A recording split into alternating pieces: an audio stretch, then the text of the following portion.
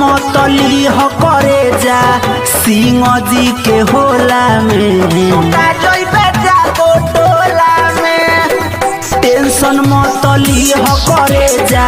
सिंह जी के होला में अरे छनर मनर जदी करबे सवर की लुटा जइबे अहिर टोला में अरे छनर मनर जदी करबे सवर की लुटा जइबे जादो टोला में छनर मनर जदी करबे सवर म्यूजिक छनर मनर जदी करबे लुटा जइबे जादो साई आरती रिकॉर्डिंग स्टूडियो लालगंज वैशाली। चली नाही कवनो जात के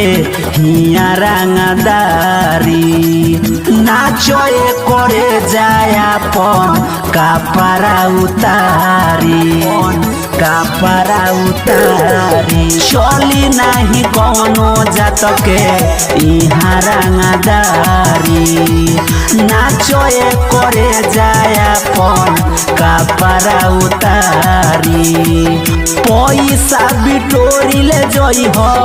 जो बना के झोरा में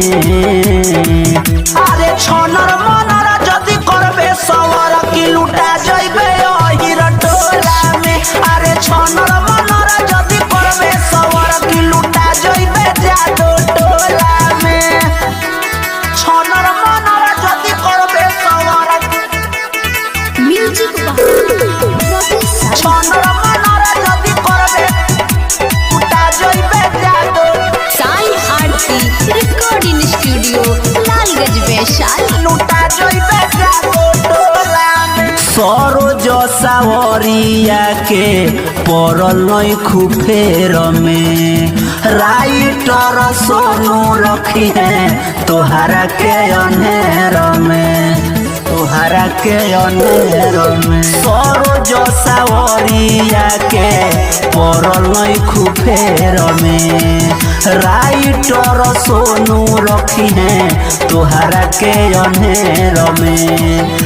सीधे लगा दी हाथावा तोरा कोको कोला में